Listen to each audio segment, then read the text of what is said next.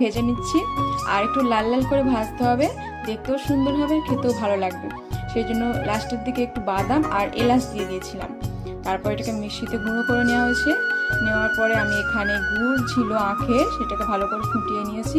তার মধ্যে দিয়ে দিয়েছি দুধ, আর দুধটা একটু বেশি দিয়েছিলাম। এবার এর মধ্যে দিয়ে দেবো চালের গুঁড়ো।